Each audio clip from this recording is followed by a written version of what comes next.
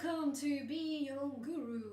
My name is Elisa Di Napoli, and today I want to answer a question that Angela asked on one of the videos. The question was, I find it hard to let go when feeling bad.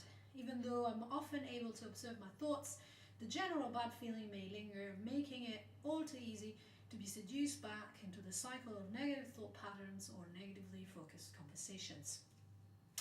Now, in a previous video, I talked about questions that you can ask yourself when you're a bit stuck in those negative thoughts. That's a CBT-based questions, the Socratic questions. Also, there's the mindfulness approach where you are an observer of the thoughts, you let them go. And now this is all well and good. It's either about questioning or accepting. But we also need to understand where these thoughts are actually coming from. If you're interested in learning more about how to let go of negative thoughts, I'm in the process of developing a course with that, a hypnotic-based course. So if you're interested in that, do let me know, because these courses are being developed with you in mind. So the content will be based on your requests. But apart from that, we need to understand what's behind our negative thoughts in order to prevent things such as depression. Depression is very much a negative thinking style that's based on silent assumptions. Right, even if you are not depressed, maybe you were depressed in the past and now you're feeling better, in order to prevent depression, we need to understand why you got depressed in the first place, if you did, and how you got better.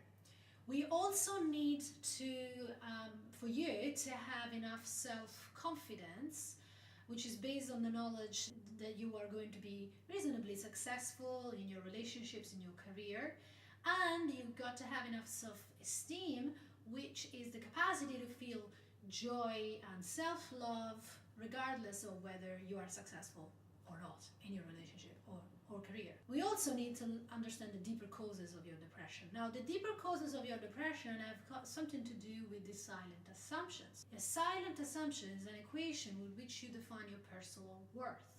Now, I've got 4 very typical silent assumptions that are related to addictions as well. Specifically, the addiction to approval, the addiction to love, the addiction to work, and the addiction to perfection. So the silent assumptions are something like this.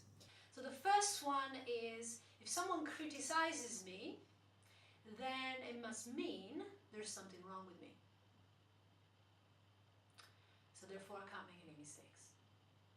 So therefore I'm going to be anxious. You can see how that would work. Second assumption, if I am to be truly fulfilled as a human being, I must be loved. If I'm not loved, I will be alone, and if I'm alone, I'm going to be miserable. Resulting from this assumption would be love addiction, and of course depression if you don't get what you want. Third one, my worth is proportional to what I've achieved. And the fourth one, if I don't perform or act or feel perfect all of the time, I am a failure. The problem with these is that they will create mood swings, because your emotional well-being will be dependent on other people, not yourself. So you're giving your power away and there is no emotional stability, because other people can withdraw love, approval at any point. They can criticize you, they can tell you you've made a mistake. You have no power over that. So it is important to figure out what your negative thoughts are actually pointing to. What negative assumptions are they actually pointing to? You need to do that, because then you will be able to question the thought's validity or let it go. So either use a CBT approach or a mindfulness approach or a combination of both. But before you can do that, you need to kind of go to the real core of the problem. So you are working with the silent assumption behind all those negative thoughts, the automatic negative thoughts. So the first most important thing is to, when you're feeling bad, is to actually ask yourself, what's the thought behind this? You know, what am I actually thinking? And if that's difficult for you, it would be very useful to perhaps write. So keeping a journal and just writing down what you're thinking without filters, or even speak out loud. I find that that's actually really useful. It's not what crazy people do, it's something that you can do to externalize what's going on in your mind. And then once you've got it down, once you know what that first thought is, you're going to go downwards. So you're going to ask yourself a very important question. This question is, if this were to be true, if this thought were to be true, why would it be upsetting to me? What would it mean? So we are actually assuming, okay, it's true. What does this mean then? I'll give you an example. My boyfriend didn't call me when he said he would. Fact.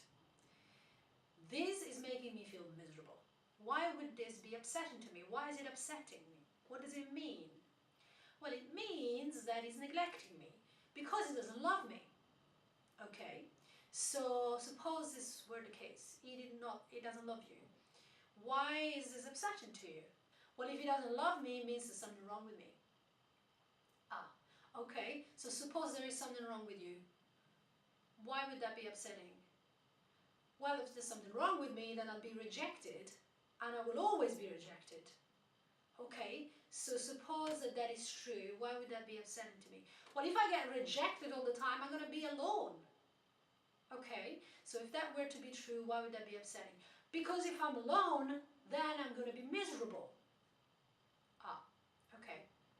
So, you can see there's two silent assumptions here. If I'm not loved, I'm not worthwhile. 2, I'm bound to be miserable if I'm alone. So now you've got these two silent assumptions that you can do something with. You can question it with the Socratic methods that I was talking about in the other video. Have a look, I'll put a link underneath the description. You know, is this helpful, etc., etc.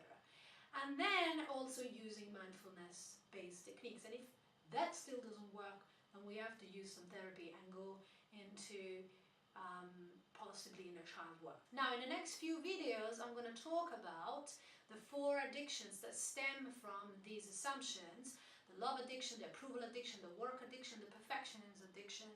And I'm looking at these assumptions and how we can debunk them, how we can think differently around them. I also will be talking about the dysfunctional attitude scale, and this is about self-defeating attitudes that are going to make you vulnerable to mood swings and depression. And so it is important to look at those and figure out where you are on the scale. And actually I will offer an hypnotic audio that will help you to shift your way of thinking, shift your attitude, so you're less vulnerable to depression and mood swings. But for now, if you liked this, like the video and subscribe to my channel and leave a comment, and see you next time.